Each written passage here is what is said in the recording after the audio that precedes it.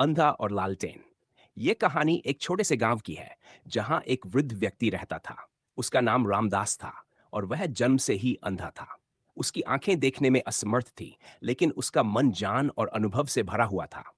गांव में लोग उसकी बहुत इज्जत करते थे। जब भी किसी को कोई समस्या होती, तो वे रामदास से सलाह लेने आते। रामदास अपने सरल स्वभाव और दूसरों की मदद करने की भावना के लिए जाना जाता था। वह खुद को किसी बोझ की तरह महसूस नहीं करता था, बल्कि उसने अपनी कमजोरियों को अपनी ताकत बना लिया था। रात की यात्रा एक दिन रामदास अपने पुराने मित्र श्यामलाल के घर गया। दोनों ने मिलकर खाना खाया और ढेर सारी बातें की। समय का पता ही नहीं चला और रात हो गई। जब रामदास ने घर लौटने की बात कही, तो श्यामलाल ने कहा, रामदास, रात बहुत घनी हो चुकी है। बाहर अंधेरा है, तुम अकेले कैसे जाओगे? रामदास मुस्कुराया और बोला, श्यामलाल, मैं तो हर समय अंधेरे में ही रहता हूं। रात का अंधेरा मुझे नहीं डराता। मैं अपना रास्ता पहचानता हूं। श्यामलाल ने कुछ सोचा और एक जलता हुआ लालटेन रामदास के हाथ में थमा दिया। उसने कहा, यह लालटेन अपने साथ ले जाओ।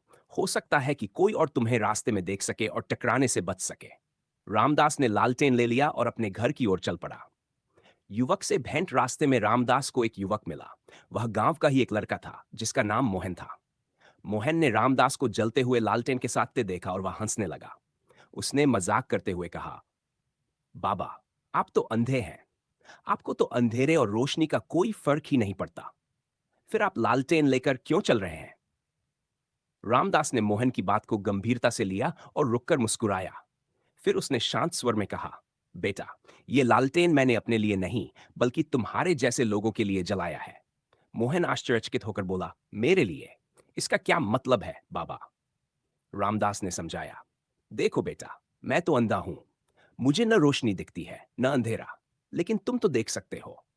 अगर मेरे हाथ में ये लालटेन न होता, तो तुम अंधेरे में मुझसे टकरा सकते थे। ये लालटेन तुम्हें मेरा अस्तित्व दिखाने के लिए है। ये तुम्हारी राह में रुकावट बनने से तुम्हें बचाता है। मोहन का आत्मबोध। रामदास की बात सुनकर मोहन की आंखें खुल गई। उसने महसूस किया कि उसकी सोच कितनी संकीर्ण थी। वह बोला, बाबा, आपने मुझे आज बहुत बड़ी सीख दी। हम अक्सर दूसरों की कमजोरियों का मजाक उड़ाते हैं, लेकिन कभी ये नहीं सोचते कि उनकी ये कमजोरी हमारे लिए भी एक सीख बन सकती है। रामदास ने कहा, बेटा, जीवन में हमारी कमजोरियां हमें सीमित नहीं करती। अगर हम चाहे, तो अपनी कमजोरियों को दूसरों के लिए मदद का साधन बना सकते हैं। गांव में संदेश। अगले दिन मोहन ने यह घटना गांव के लोगों को सुनाई। सभी लोग रामदास की बुद्धिमानी और उसकी सोच की तारीफ करने लगे।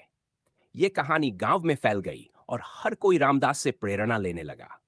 लोगों ने समझा कि दूसरों की भलाई के लिए किया गया हर छोटा कदम भी बड़ा बदलाव ला सकता है। जीवन में अपनी कमजोरी या बाधाओं को अपने मार्ग में रुकावट न बनने दें, बल्कि उन्हें दूसरों की मदद करने का माध्यम बनाएं। निष्कर्ष।